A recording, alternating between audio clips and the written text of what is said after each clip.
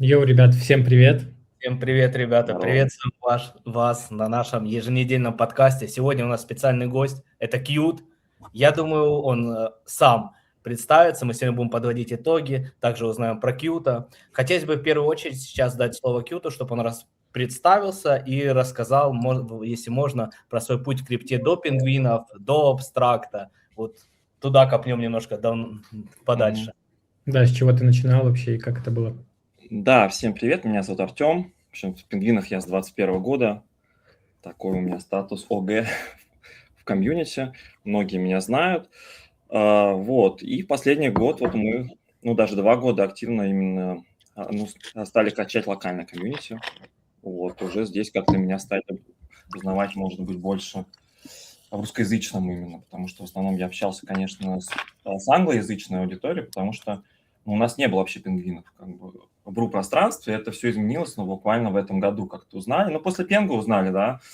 Конечно, такой был мощный запуск, вот уже год как раз прошел, и как бы после этого многие узнали, и потому что дроп был, все получили, минимум там, да, по сотке другой баксов, все благодарны. Часто на конфах тоже люди подходят, типа, вау, как круто, Пенгу, мне было приятно, что я получил.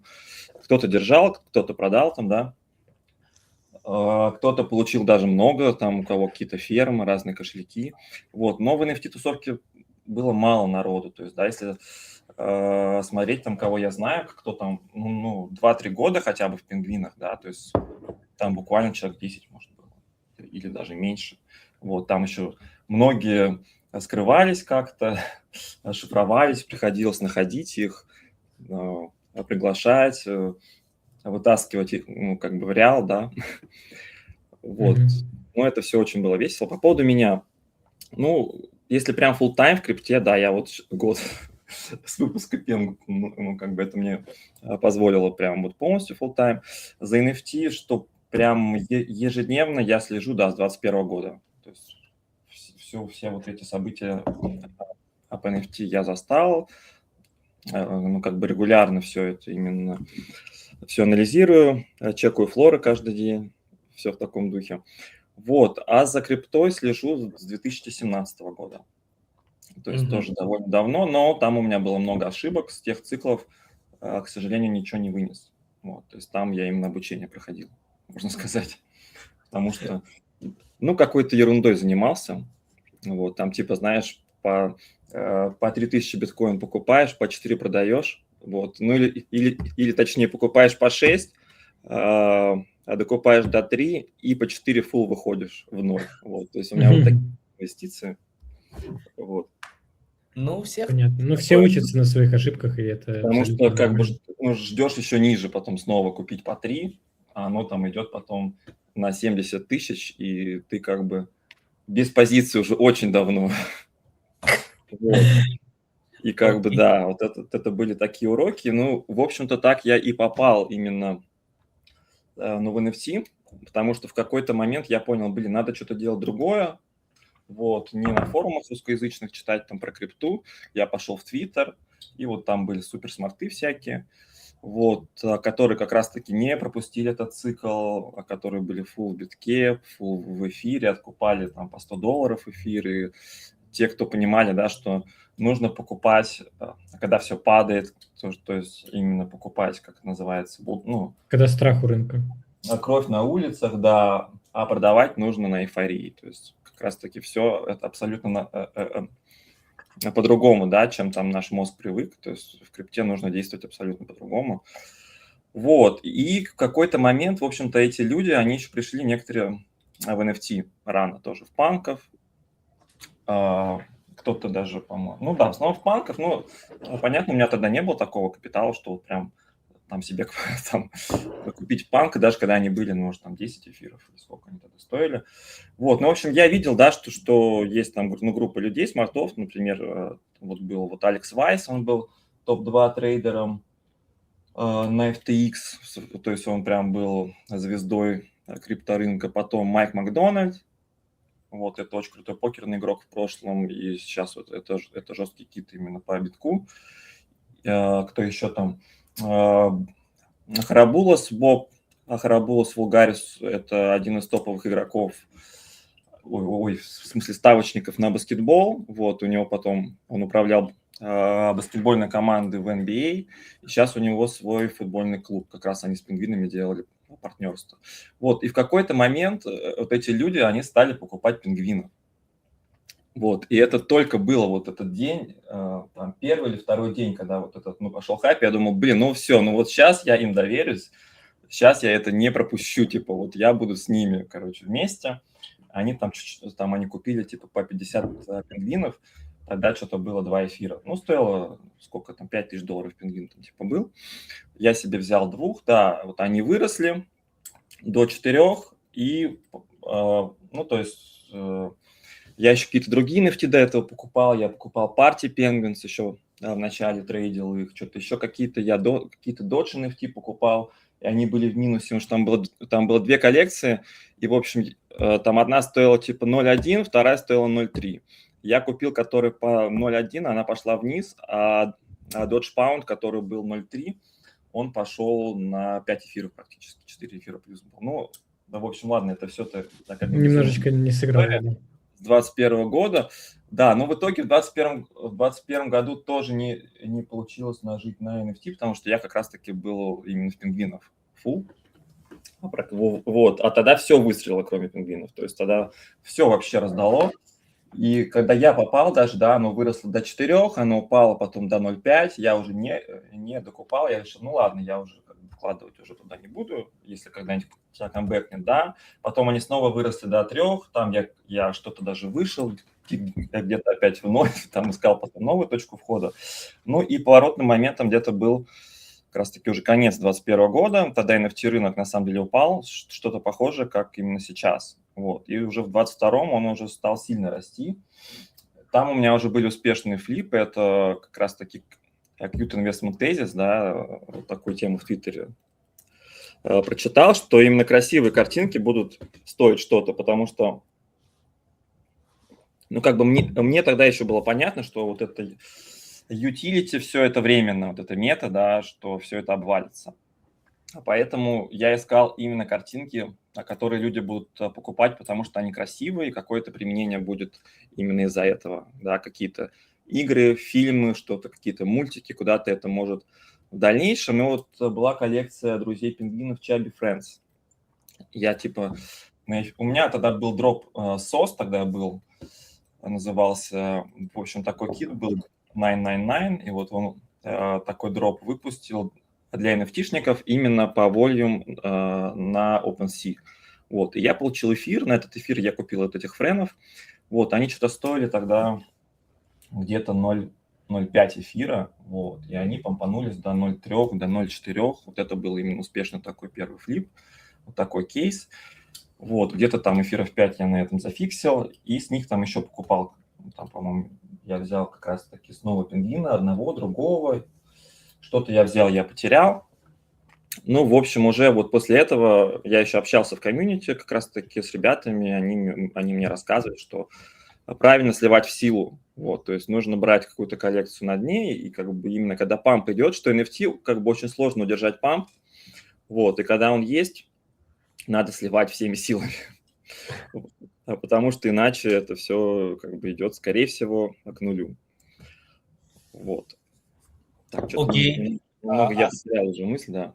Это очень такие давние... в принципе, ты достаточно обширно ответил на вопрос про твой путь к крипте, и мы, в принципе, как раз следующий вопрос тоже затронули, про как узнал про пингвинов ты тоже ответил. Хотелось бы узнать, как пришла вообще идея создать Паджи Раша, вот про это, как вышло это? Слушай, тут на самом деле эта идея как бы была на поверхности, да, потому что как Лука пришел, стало очень много встреч по миру, то есть меня вдохновили как бы встречи в Нью-Йорке, вот, там еще, как бы девушка живет русскоговорящая, Света, вот, она туда уехала, и мы с ней, наверное, были вдвоем пингвины русскоговорящие в то время, вот, и мы как бы с ней общались, она мне рассказывала, как это круто, в общем, что там они делают, у нее муж пингвин, и так она узнала про пингвинов, в общем-то, вот, она тоже втянулась в эту историю, потом она докупала, там я тоже как раз-таки докупал лилов, что-то очень дешево мы покупали по 0.1 где-то, а потом их флипали, а потом снова что-то покупали.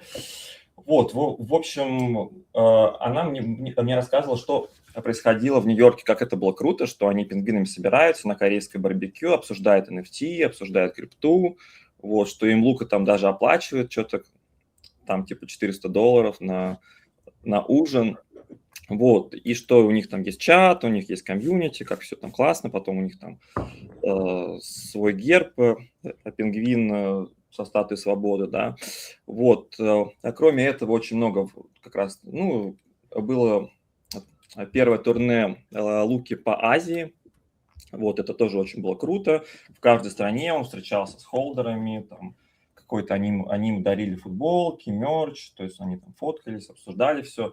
Все это время еще пингвины, цена росла, да, то есть все прям на такой эйфории какой-то, то есть это, наверное, первый был памп, получается, пингвинов, когда это был. А какой это был год? Так, но если Лука купил где-то летом 22-го, получается, это был как раз-таки конец 22-го, начало 23-го.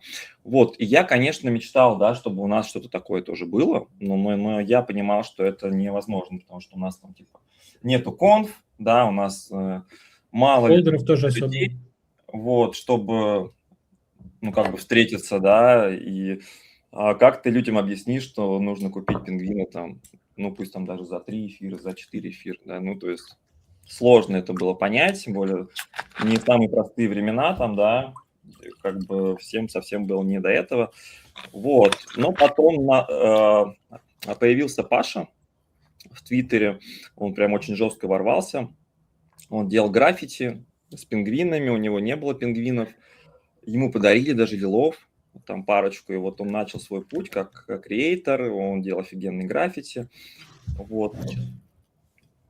И вот мы с ним стали вдвоем делать, а потом нашел еще группу ребят, которые ОГ вот тоже в то же время, как и я, но просто они не светились, так как бы в Твиттере я их не видел, что они есть. Вот, у них там, ну, как бы не было страны так же, как у меня, откуда мы там, все такое. Вот. Но потом вот у нас, да, стал чатик уютный, прикольный, там, где мы делились альфа, обсуждали как бы крипту, NFT, стали встречаться регулярно, проводить сходки. Вот, и в этом году какой-то уже такой уже был прорыв, что-то такое более медийное, да, какие-то конфы, какие-то, соответственно, какие-то мероприятия. Вот, но очень многие стали заходить в пингвинов. Ну и ты, в принципе, я думаю, оброс связями. То есть за эти годы... Да, слушай, да, это классно, потому что люди делятся инфой. Вот, и, в принципе, ну, в основном это полезно очень, конечно, да. А какая первая конференция твоя была организованная? Ну, или Первая где ты принимал конференция это участие? был Nolix Connect в Питере в августе. Как раз вот Крипторуск, который к вам приходил 2 недели назад, да, он вывел нас на оргов, вот, и вот мы с ними сделали, это было офигенное место, офигенная туса, это именно была такая, знаешь, туса с вайбом именно криптонов, вот, то есть это было конфа на открытом воздухе, там были разные проекты, и биржи, и не биржи, и вот были пингвины, миледи, там всякие активности прикольные были, мини-гольф. Покер был этот Миледи. Бык, там был конкурс, нужно было продержаться на быке. В общем, там вкусный плов, кальяны, всякие спикеры. Ну, там прям трутуса такая была. С кем-то там еще со многими познакомился. Там уже познакомился с руководством бирж в нашем регионе. Вот, и уже после этого сделали еще ивенты. Познакомился с оргами других конф. Ну, в общем, да, это было супер полезно, супер вайбово. У нас там, пингвинов штук 15 минимум было. Вот. В Питере, поэтому это прям был вообще праздник, да, такой, именно крипты, Web3. Вот, это было очень круто. Еще это был август, как раз-таки тоже тогда были хаи по пингвинам. И там как бы Пенгу снова прогремел, как, в общем-то, коин, который... камбэкнул снова в топ. Это была самая быстрорастущая монета из топ-200 вот за этот период с начала года и до августа. Ну, то есть, если брать именно полгода, это была топ-1 эта монета стоп-200. Ну, конечно, многим было интересно, ну, и люди подходили, какого-то негатива вообще не было, то есть все прям были очень именно рады, что им дали пенгу, и, ну, в общем, это... А тогда я еще как-то убедился, да, что пингвины намного, ну, прям очень нравятся людям. Вот, что что-то есть вот точно особенное в этом проекте, потому что и мерч, и вот дизайн, все прям очень заходит людям. Вот, именно еще как бы в этом году пингвины еще в телегу уже пришли вот, со стикерами. Да. С ребятами со стикеров тоже познакомился, у них тоже сообщество есть отдельное по стикерам. Вот, и стикеры пингвинов именно сделали еще более узнаваемыми среди молодой аудитории в Телеграме пингвинчиков. Так, что-то у меня тут немного слайд-шоу по вашей, с вашими вебками. Ну, я плюс-минус не двигаюсь особо, но вот... Вижу золото. А я Что-то сворачиваю. немножко подвисает периодически, да, Я бывает. думаю, оно свисает в те моменты, когда я в чат там захожу, пишу. Вы поняли? Может, из-за этого. Мгм. Там просто меня Гости держат смешно. на мушке мать абстракта. Ну, да. Кьют, а такой вопрос. Подскажи, а сколько у тебя сейчас в данный момент пингвинов в количестве? И сколько было в пике их? Ой, слушай, ну у меня сейчас пик, у меня прям много, на самом деле, Ты пингвинов. набрал, да? Да, такие уже опасные вопросы пошли. Слушай, ну я просто как сделал? Я же там пенгу фиксировал, продавал на хаях. Потому что, ну, для меня это было роскошью, ну, как бы, ну, его оставить, потому что я понимал, что, что каждая монета должна сделать путь там минус 90%. То есть, ну, я не был готов к таким деньгам, чтобы это все стало минус 90%, в общем-то. Но оно бы так и было бы, в принципе. Вот, поэтому у нас-то, ребята, да, у нас в основном все лили очень сильно. Вот. Я больше не про пенгу. Ну, про пенгу тоже можешь ответить. Я Да, но я вот сейчас, ну, просто к чему я веду. Вот, но у меня там, естественно, была мысль, что я буду перезаходить 100%. Вот, и как бы на деньги с пенгу уже потом я перезаходил, еще больше перезахожу, там, в общем-то, еще это все у меня в процессе. Вот. Поэтому сейчас у меня прям, ну, вообще прилично пингвинов. Они, конечно, упали, и как бы сумка сейчас в баксах, она меньше, чем она была, но пингвинов стало больше, по сути, да. Окей. Давайте перейдем, знаете, мы все-таки на абстракте. Подскажи, Артем, как ты узнал про абстракт, за какими, может быть, проектами здесь, NFT или токены, или просто игры, за какими больше следишь? Вот это хотелось бы тоже услышать. Да нет, слушайте, кружка еще есть, кофе сейчас я прям скажу.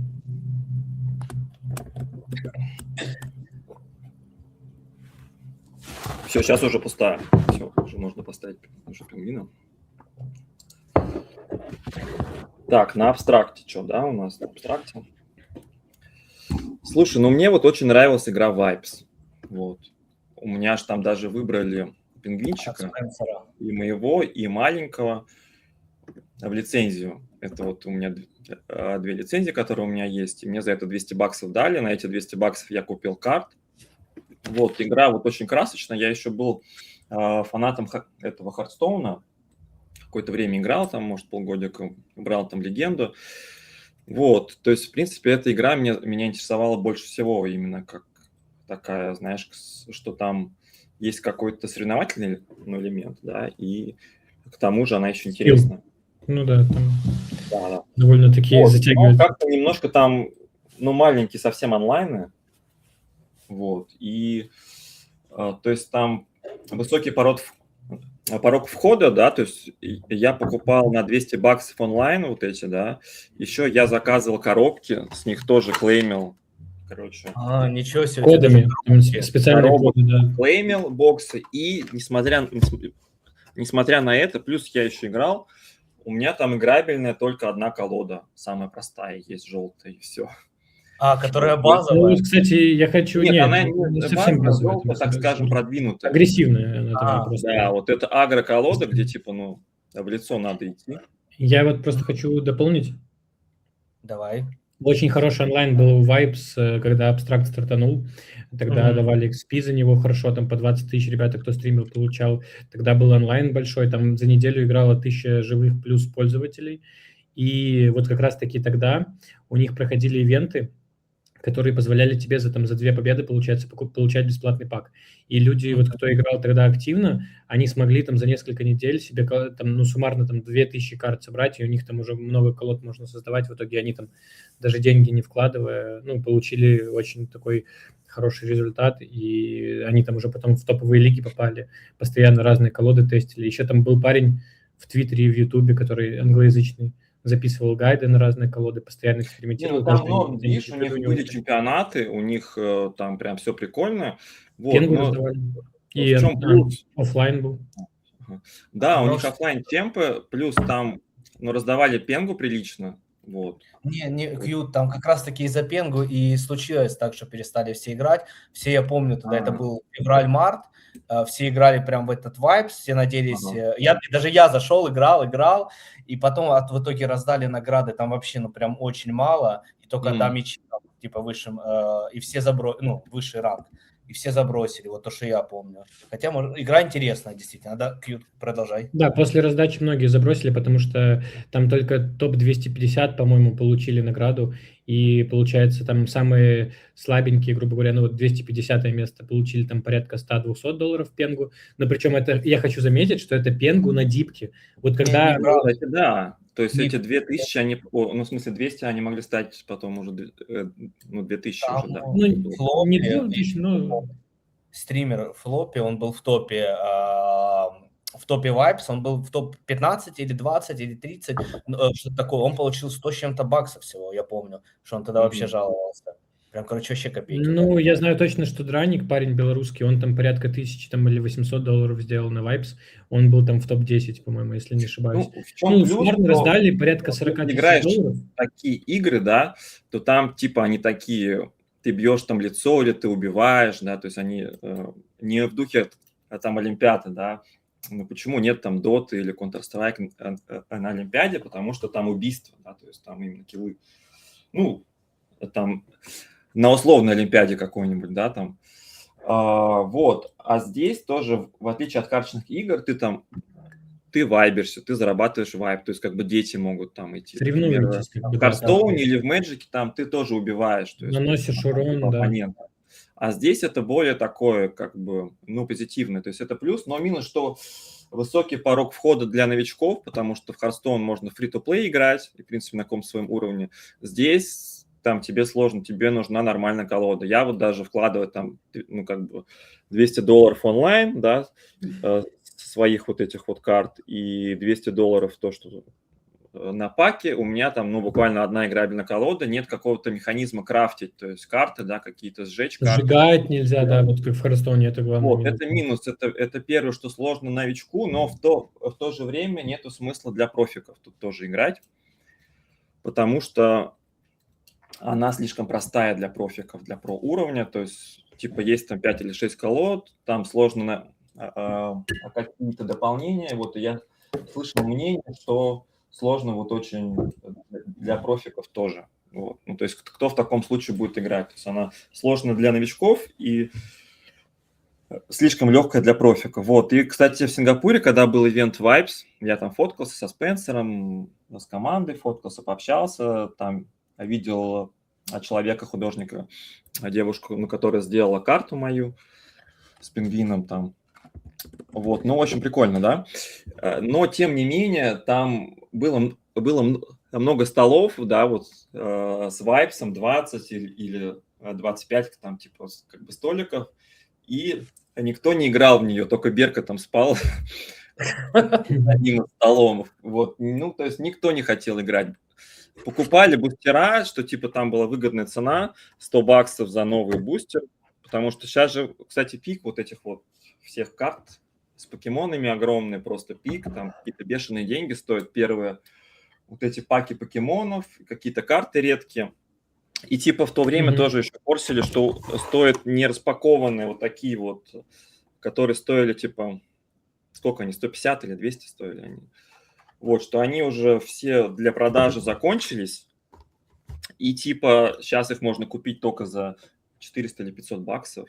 Вот, и поэтому все скупали по $100 второе издание, потому что там ограниченный тираж, я не помню сколько, то ли 10 тысяч коробок, то ли 5 тысяч коробок. То есть каждого Ну, тиража. это круто. Поэтому люди чисто скупали для коллекционирования, что типа, ну, когда-то они будут тоже стоить Перепродажи штраф. в будущем. Вот. Так, ладно, что-то мы про Vibes очень долго, да? Еще, кстати, там в топе ребята получали грейл-карты какие-то крутые, Ну коллекционные. да, там которые- есть, вот у меня такая карточка одна есть, что типа если ее загрейдить, она будет в хорошем состоянии, то там типа она стоит $1000 одна карта, если она такая, прям она редкая. Мгм. Получается, Вот. следишь за вайпсами, зачем еще тут, ну, за какими проектами еще следишь? Мне нравились очень On-Chain Heroes. Мгм. А как говорил Лука, они правда спасли абстракт на запуске, реально было интересно играть-то там, ну просто отправляешь утром, там вечером, там ты как бы обратно этого героя, и что-то капает, фармишь. В первом сезоне еще прям, ну прям так это было очень горячо, то есть рынок был хреновый, но мы минтили по ВЛам вот этих именно героев. Мгм. Я минтил 4 героя, вот, они сразу выросли до 0.3, что-то такое. Нет, 3 я минтил, Даже потом до 4 я 0.4. нафармил, вот, потом я их продал, что-то до одного, кажется, оставил по 0.3. Вот, ну, очень весело было, там реально было норм фарминг, какая-то бешеная была капа токена, на самом деле, в то время, что-то типа... Там ликвы было в нем не так много, поэтому оно Ну, улетало. капа была бешеная, я не помню, Да. какие-то десятки лямов, что ли, какие-то были. Да, там было там просто разлочено только чуть ли 3. чуть ли не под яр там была капа, там, если не ошибаюсь. Потому Подряд, что если очень- подряд, то вряд ли, но что-то нет, там, потому да, что очень типа маленькая капа, 50 очень или маленькая 80 токенов лямов. он Да, выдавал, но да, там это неправдиво. Капа была, но там это как бы фейк, ФДВ это было. Да, это не капа, это FDV скорее, да. потому что там было разлочено прям, ну, очень-очень мало. Не хочу врать, но что-то прям очень мало там процентов было. Мгм. И Ну, а еще так, да, работали хочу с сказать, первого что NFT, вот как раз On-Chain Heroes спасли в том числе, потому что до этого все минты на абстракте, они были убыточные. То есть Да. люди гриндили VL, и они ждали абстракт, они уже заранее, там, за несколько месяцев до старта абстракта уже имели VL там, на крупные проекты, которые там выходили. Там те же бириши тогда вышли, там они в минус там начали торговаться. Там Gigaverse, Ромы, там тоже в момент до ревила они тоже там в минус торговались. И получается, выходит On-Chain Heroes, и у людей, ну, непонятки. Вроде как на OTC продают за нормальные суммы эти VL, а с другой стороны, как бы есть люди, которые не верят в то, что NFT будет расти, что, в принципе, на абстракте NFT что-то могут показать. И On-Chain Heroes сразу же доказывает обратное, потому что там они с 0.1 за день, там до 0.4, даже на 0.45, по-моему, на пампе. Ну, то есть мы минтили их там где-то за $300, они там чуть ли не до 1500 улетели в пике. Да, там же еще кольца вышли в начале. То есть Да, кольца вышли вообще на пике NFT рынка. То есть что-то там они на 3 или на 4 эфира выросли, по-моему. 12 или 15 тысяч долларов максимальная продажа была. Да, то есть кольца там прям, ну, у людей фом. Это был вот самый пик NFT рынка. По-моему, как раз это было перед Пенгу, что-то вот такое. То есть это было год назад, в декабре. Вот, и да, ну, знаешь, да, я полностью согласен, там прям такой страх был, высадка людей была, люди, которые очень верили в проект, вот у нас там как бы даже некоторые, они немножко потом уже думали, что как будто бы все, вот. А на самом деле была возможность купить там по минт-прайсу еще, вот, и буквально на следующий день там было 3 или 4 икса. Ну, в целом, именно криптогейминг – это то, вот как бы тоже в Твиттере, когда вот я читал там всяких крутых прогнозистов по Твиттеру, вот, многие как бы, ну, каком там, в 23-м году, скорее всего, в 22-м даже, многие делали ставку на криптогейминг как на главный нарратив как бы этого цикла. Вот, что именно проекты с криптогеймингом будут самые топовые, и именно что огромные капы будут, что будут крутые игры выходить, что это будет масс adoption крипты через криптогейминг. Вот. Но в итоге у нас главный нарратив был мемы этого цикла. Да. Возможно, перенесется на следующий, вот, и на следующий цикл уже будут игры. Поэтому еще я очень буллиш по абстракту, потому что здесь, правда, очень много игр, самых разных. Нигде нет столько игр, криптоигр, как на абстракте. Возможно, просто еще рано, реально просто еще нет таких игр, сложно их сделать, потому что, ну, конечно, у проектов маленький бюджет, и много игр выходит на коленке. поэтому в такие игры сложно много людей привлечь, но абстракт в любом случае делает это реально лучше всего из всех. Ну да, но единственное, есть другая сторона медали, что также тут много приложений, которые, гэмблинг приложения, скажем так, которые забирают ликву у юзеров. У нас есть даже те же примеры, там, условно, с гачи, которые ободрали, можно так сказать, людей там на $2 миллиона чистого профита, там, если не больше. У нас есть там плиточки, как они там называются. Знаешь, как люди, они любят играть в казино. Тут уже как-то возвращается в виде XP, то есть это плюс, потому что в другом казино просто проиграешь и все, а тут еще как бы XP-шка будет. Вот. Во-вторых, вообще какое-то время гэмблинг был вообще двигателем битка. Вот, потому что в каких-то там прям в бородатых годах, да, то есть именно битком расплачивались на Даркнете, вот, а после этого был гэмблинг, и весь гэмблинг был на крипте, весь онлайн-гэмблинг из-за всяких там законов, вот, то есть это была как бы вторая стадия масс-адопшена для битка, вот. Поэтому, в принципе, для абстракта, мне кажется, это плюс, что есть... у этих приложений просто не было РТП. Ну, то есть они не говорили о нем, они его не писали, и по факту они могли обдирать людей, грубо говоря, а люди надеются на экспу, идут лишний раз. Ну, видишь, вот я скипал, там я только бадж какой-то получал, по-моему, по гачи, и все, то есть я вот эти игры все скипал, я понимал, что сожженное, в общем-то, не будет, ну, как бы, что это не окупится, плюс у меня еще был как бы опыт бласта. Вот, у меня вот были очень успешные кейсы Blur Blast, и на бласте много людей именно сжигали просто бабки. И, конечно, им в итоге, хоть бласт, в принципе, раздал, он вышел больше лярда, какие-то XP там, но они считались, да, как реально. Но, тем не менее, вот кто именно сжигал в казино там на бласте или просто сжигал на комиссиях, это было в минусе. Скажи, Артем, вот мы знаем, что ты следишь за пингвинами плотно, знаем, что за проектами абстракта, ну и за самим абстрактом тоже следишь. А может быть, еще есть какие-то проекты в криптовалюте, за которыми ты следишь, или нет? Слушай, ну вот в этом году тут один из успешных самых кейсов был Moonbirds, то есть я практически ничего не брал, но как раз-таки я взял Moonbirds, вот, где-то в районе 0,5 эфира, и практически там уже близко к хаю я их потом слил.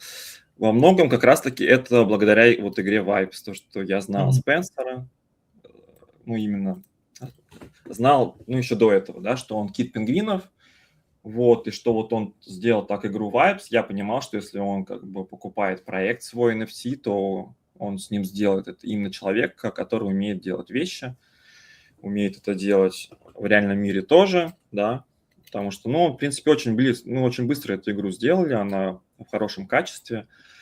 Плюс он был жестким китом в пингвинов, жестким китом на блюре, был один из топовых фармеров, поэтому у меня сомнений не было, что он именно Moonbirds качнет. А тем более там были исторически очень богатые холдеры. Вот. Ну и тут я еще проводил параллель с дудлами, вот, потому что вот так же дудлы в прошлом году они росли очень сильно, то есть были самым быстрорастущим проектом как бы вот того NFT-цикла. Сейчас это получились Moonbirds. Вот. Нужно будет угадать, так как еще следующий проект, кто это будет. Вот. Ну, а до этого, понятно, пингвины были такие. Это новенькие в ABS. Ну да, слушай, я вот тоже планирую стримить на самом деле. Вот. Потому что, ну, конечно, на абстракте маленькие онлайны я уже 100 раз уже собирался стримить, но как-то немного демотивирует, что людей, даже известных стримеров, там смотрят там, по 10 человек, по 5 человек. Раньше больше было. Раньше было больше, сейчас крипта никого не щадит, к сожалению. Да, ну, слушай, знаешь, если брать Twitter, да, там есть вот эти спейсы с видео, ну, как бы люди смотрят очень сильно. Потом на Памфане тоже были хорошие онлайны. Если брать, вот сейчас были стримы Pengu Asia, вот, я там в одном участвовал, кстати, там онлайны были в среднем где-то 300-400 на топовых стримах, там даже 1000 была человек. Вот. Потом недавно стрим был с Лукой, Proof of L, да, то есть его смотрело в Твиттере 1000 человек, на абстракте 60 человек. Вот. То есть, в принципе, ну или 800 там, ну, в общем, в любом случае, да. Мало на абстракте. Ну, то есть запрос есть на качественный видеоконтент по крипте, на интервью, да, то есть на какие-то стримы, на какие-то игры, да. То есть криптоигры все еще это очень такая ниша свободная, вот. Да. Мне так кажется, что тут есть огромный потенциал просто, учитывая, что в крипту все больше людей будет приходить и на стримы, в игры. Здесь, ну, как бы, я думаю, что это очень еще early. Вот. Как-то нужно мотивировать. У меня была идея даже, чтобы, ну, выдавали XP за просмотры. Вот. Но сделать так, чтобы не было накруток. То есть... А как это сделать? Ну, вот у меня была идея, ну, чтобы Silver, например, смог смотреть от Silver и типа, ну, там 2-3 тысячи XP в неделю максимум, чтобы какая-то капа была. Да, чтобы... Вот, ну, сейчас уже Сильверов много, может быть, там не Сильвер, а у кого там типа там all-time есть там 50 тысяч XP, что-нибудь такое. То есть сделали же, да, что могут стримить те, у кого золото есть. Уже как-то возможностей больше для стримов. Я помню еще на самом старте абстракта обещали, ну, то, что пингвины NFT смогут стримить, но почему-то так и не сделали. Ну, хотя бы сделали золото, ну, как бы от статуса золота. Уже многие, кто прям очень хочет, они могут стримить. Вот, но, да, к сожалению, желающих мало, но я думаю, тут что-то нужно менять. Может быть, все-таки команда как-то сможет это поощрять, как-то загнать трафик, как-то людей намотивировать, больше об этом рассказывать. Вот. И в таком случае как бы те, кто контент делает, тоже будут именно более мотивированы. А респект вам, что сохраняете мотивацию, каждую неделю делаете подкасты. Спасибо большое. Спасибо. Да, здесь действительно раньше было как-то побольше людей, сейчас все меньше и меньше, да, все правильно ты сказал, даже Элли стрим все смотрели в Твиттере, не на абстракте, к сожалению. У меня тогда был больше даже онлайн, чем у Элли с Тулканетсом, и такое действительно бывает. Давайте, знаете что, давайте подводить итоги, у нас все-таки, как бы, можно сказать, почти новогодние. Да. Давайте сначала... Я хочу подвести итоги и пингвинов, и абстракта, и крипты. Давайте начнем, вот если мы на абстракте сейчас, ну, начали тему абстракта, давайте подводить итоги абстракта, что было за год, что понравилось, что не понравилось, ну и потом, что ждем, наверное. Кто хочет начать? Ник, может, ты? В целом могу. Ну, я об абстракте узнал абсолютно случайно. И в чатике кинули ревку на 77 бит. Я зашел в 77 бит, узнал, что они выходят на абстракте, думаю, блин, что за чейн, начал изучать чейн пингвинов, круто. Залетаю на абстракт, вижу ламбаду, залетаю к нему на стрим, он там такой весь позитивный, там у него там 50 онлайна, там иногда 100 онлайна. Мы там всякие флипы делаем на новом чейне, все типа в плюс, все так летит хорошо. Я там небольшой деп закинул, вот, и получается, я решил такой, думаю, ну, у меня там есть отложенные в крипте, там несколько тысяч $, я закину в абстракт, там есть топовый проект уже, которые вышли, на тот момент был Gigaverse уже вышедший, там еще несколько, там Капитан Компании, в которую я там постоянно играл, и я начал во все эти дискорды, получил роль холдера через там Verify Asset, да, потому что у меня там эти все NFT были уже закуплены. И начал всем писать, что типа вот, я готов там делать стримы с вашей игрой, делать контент и тому подобное. И вот кто-то из них, я не знаю кто, но дал мне эту возможность стримить буквально там через один день, там 2, как я дал. То есть я смотрел ламбаду, помню, там 3 дня, все советовался с ним, как типа получить, как получить. Он говорит, что никому не выдают, только там если у тебя есть, грубо говоря, какое-то кумовство, там, если ты знаешь кого-то из команды и тому подобное. Вот. И в итоге я никого не знал, а на проекты тогда выделяли там по 20 мест для стримеров, по 10 мест, и в какой-то проект я попал. Ну, как холдер, как активный участник, то есть я там конкретно резюме там про себя писал, я такой-то, такой-то, вот, холдер и тому подобное. Вот, и в итоге я получил стримерку, с первого же дня я начал стримить, я помню, что там в первые дни у меня там было по 5, по 10 зрителей, это все были мои кенты из РЛ, которых я заставил зайти в абстракт, завести АГВ, это, ну и тому подобное. Ну, не то, что заставил, но типа рассказал, что вот есть крутая возможность. Вот, мы там обменивались деньгами, там флипали вместе NFT, они мне типы на эфирах кидали. Ну и потом потихоньку люди подключились, я начал развивать там свой ТГ-канал, потихоньку туда приходить стали люди. Ну и вот разрасталось комьюнити, абстракт рос тоже. Я постоянно попадал в новые чатики, закрытые, там, открытые, с англоязычным комьюнити, стал вести Твиттер. Ну, для меня вообще в этом году очень многое поменялось, и с точки зрения крипты и ее понимания в целом, там, и NFT рынка, и в целом вот было много взлетов и падений на абстракте, то есть реально были моменты, когда я там, ну, не то что обнулялся, но там мой деп там доходил там до условных $5000, я потом бац, и там за несколько дней, там, недель делал из них 15, потом опять там на 5 все сходило, опять сделал 15. Ну, вот такие вот качели были немножко эмоциональные, но в любом случае все это опыт. Вместе с абстрактом начал интересоваться многими другими проектами. Очень крутые люди здесь. Познакомился вот с Ильюхой Золото, с тобой, Кьют, с стримером таким еще известным Гагарин был. Вот он мне очень много там проектов, ретродропов, тому подобного посоветовал. Мы с ним до сих пор общаемся. Вот он стримил довольно успешно. Я там его, можно сказать, даже промоутил, то есть помогал ему получить эту стримерку. Помогали мы всем комьюнити получить галку на стримах абстракта.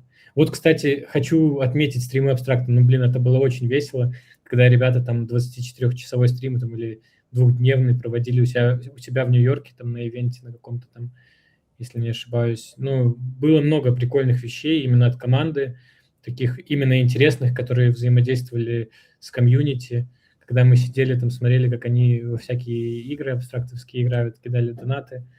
Вот.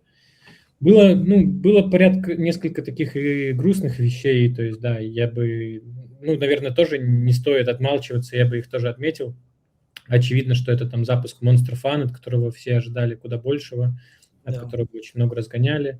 Из последнего это у нас те же Cryptoys, понятно. Ну, в целом у многих грусть из-за того, что сумки сложились с лета, потому что летом у нас мемкоины стреляли только так, на этом можно было очень хорошо заработать. Но большинство вовремя не зафиксилось, все пошло падать, и вот сейчас там сложились почти все там на 90%, на 95% от хаев. Но опять же, тут не проблема команды абстракта, вся крипта вот сейчас так двигается, и как бы тут не абстракт виноват, а это просто состояние рынка такое. Просто не все понимают. Вот, опять же, мое отношение к гэмблинг-капкам лично мое. Это я зашел, получил там секретный бейдж, условно вышел.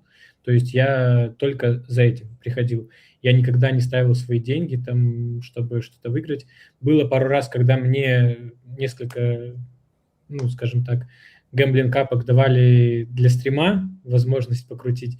Я это делал, но это было всего лишь там буквально 2 раза. Я перестал это делать, потому что понял, что это неправильно. То есть на самом деле, когда стример стримит казино, это у его зрителей, и он выигрывает, да, например, да даже если проигрывает. Если он выигрывает, то другой человек, который его смотрит, может подумать, это же так легко, пойду тоже занесу. А если я проигрываю, ему не повезло, а мне точно повезет. Разные люди есть, и по-разному на них это может влиять, поэтому я для себя решил, что это не совсем правильно, там, рекламировать, стримить и тому подобное. Вот это мое отношение, я от этого далек. Вот, это первое. И в целом самое, чему я благодарен, это вообще комьюнити, это поддержки, взаимной росту, потому что многие ребята из русскоязычного комьюнити, из англоязычного комьюнити, конкретно растут на абстракте. Тот же GMB, он до этого там условно нигде никого, там других проектов не отрабатывал, он пришел на абстракт, начал стримить, у него там уже сейчас 6000 подписчиков, у него есть affiliate от абстракта. Вот, нужно брать с ребят пример, нужно трудиться, и за Твиттером точно будущее, особенно если вы хотите получать какие-то деньги без особых рисков, а в крипто это в принципе риски. Поэтому, ребят, ведите Твиттер, не забивайте на него каждый день по несколько постов и прям идите этой дорогой. Я думаю, что вы не разочаруетесь, если у вас, конечно же, есть свободное время.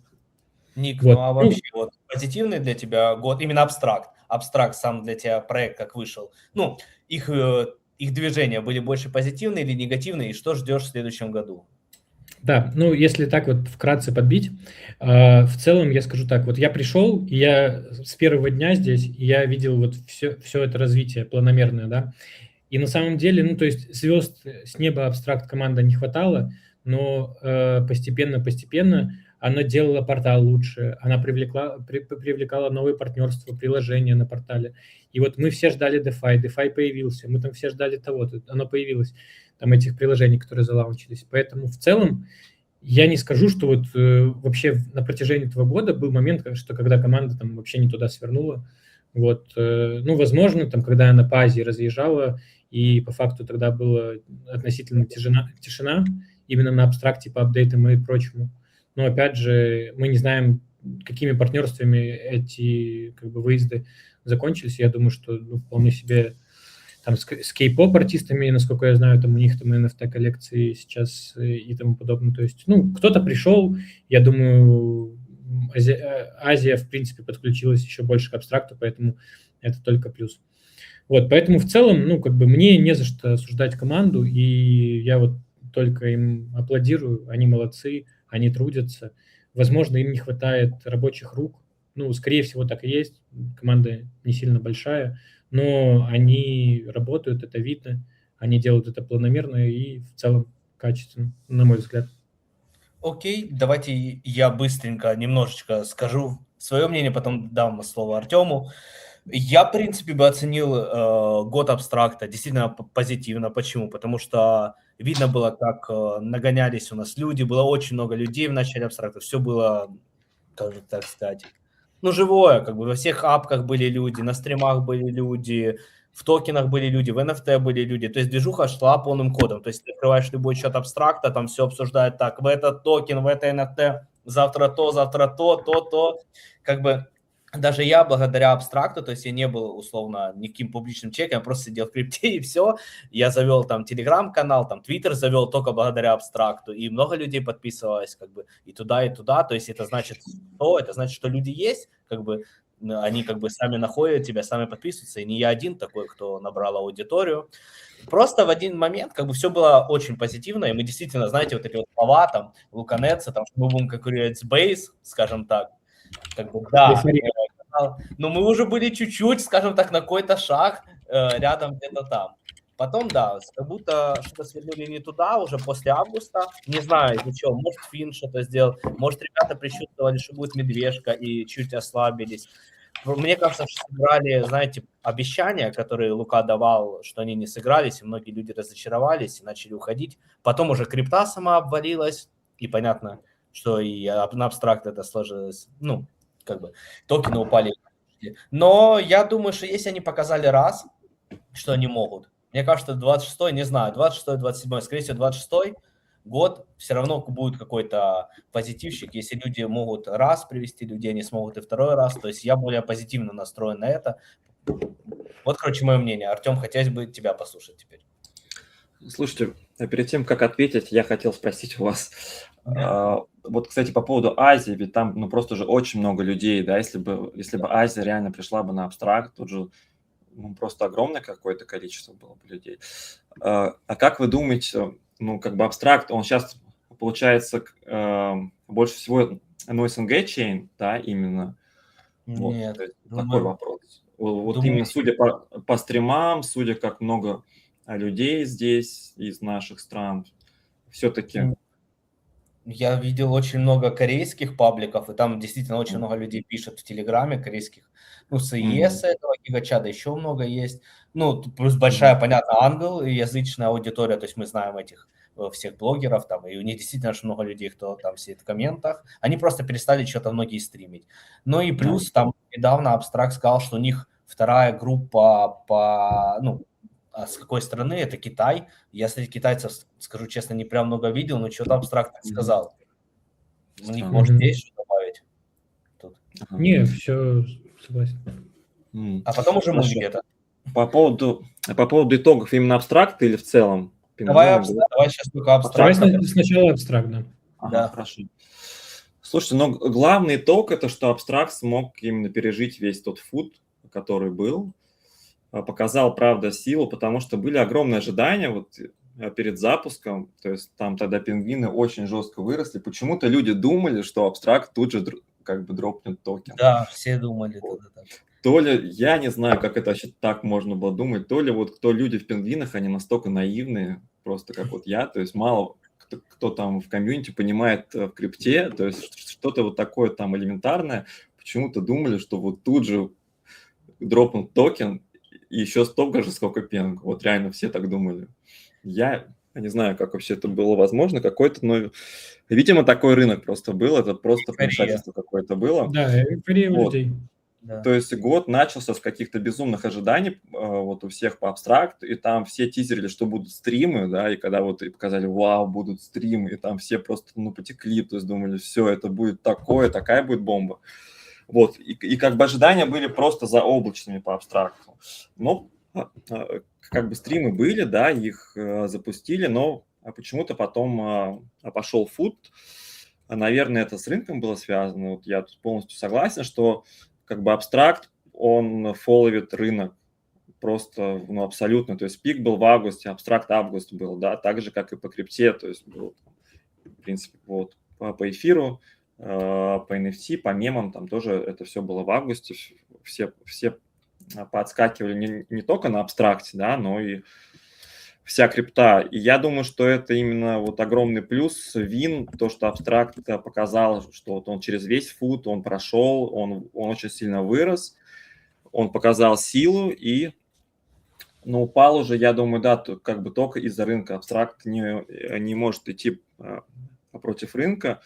Вот, и после того экшена, что мы видели, я думаю, что абстракт себя еще покажет, тем более рынок крипты в любом случае в долгосроке будет в рост, да, потому что это ограниченный актив, а инфляция бесконечная. И я надеюсь, что абстракт как раз станет тем революционным порталом. Возможно, мне кажется, все-таки приложение бы не помешало. Вот мне, честно, лично с телефона неудобно логиниться, с двухфакторкой еще, да, в браузере это вбивать. Мне кажется, приложение было бы намного удобнее. Может, просто не торопится, да. Также в пингвинах какого-то результата раздачи бабок пришлось ждать 3 года. Вот, в абстракте только год прошел.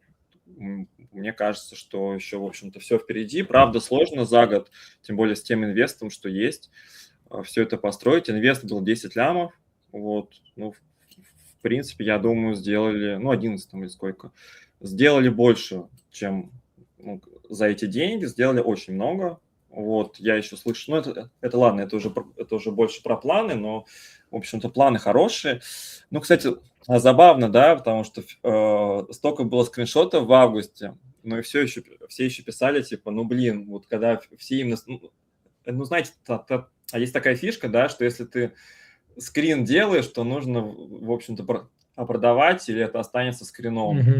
Нет, профитом. Ну и почему-то Это тоже правда. думали все, что не в этот раз, сейчас только август, если в августе так, то перед выходом или зимой совсем все будет по-другому. Настолько этих было скринов с профитом, и в итоге, конечно, все укаталось. Но вот опять-таки такой рынок, то есть все мемы очень сильно укатались. Там, ну, L2, да, вообще все укаталось. Там NFT-шки еще больше. Вот, но абстракт жив, и я смотрю с оптимизмом в следующий год. Вот, у нас, кстати, был очень классный стрим с нашей первой конфы, Тори стримила.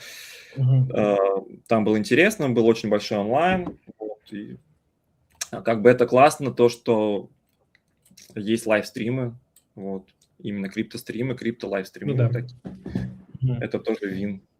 Я периодически тоже стараюсь, как-то в гольф выбирался, помню, тоже пошел с телефоном, научился делать эти IRL-стримы там через отдельное приложение, ну, прикольно, на самом деле. Не так много было зрителей, потому что это уже было, когда абстракт подспал, скажем так, но все же приятно такие активности проводить, еще это запечатлить на стриме, поделиться с ребятами, которые смотрят, в целом, ну, крутая возможность в любом случае. И на камеру научиться работать, и общаться с аудиторией.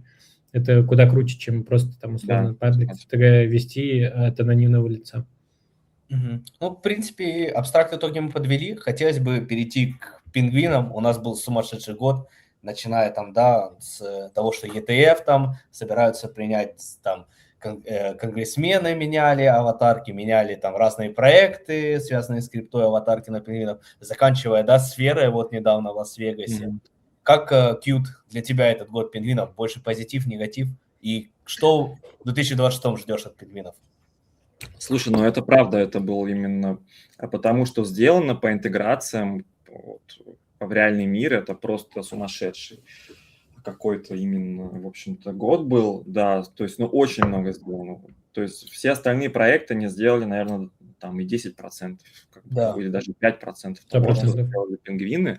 То есть пингвины, правда, стали очень узнаваемым брендом, там цифры просто, ну, как бы, цифры просто сумасшедшие, 200 миллиардов просмотров, мобильные игры, ну, то есть PUBG Party, Pengu Clash, да, то есть игры сделали, вот, очень большая узнаваемость, много вот, ну, как бы ивентов, да, если сравнивать с другими проектами, это там один ивент в год какой-нибудь максимум, там, ну, у пингвинов там это чуть ли не 100 ивентов, ну, даже больше, да, если со встречами холдеров считать, ну, даже с Ну, такими с комьюнити, вот да. оформленные Азия. встречи холдеров, да, то там реально больше 100, в принципе, каждую неделю что-то где-то в мире проходит, локальные комьюнити во всем мире тоже они очень сильно выросли.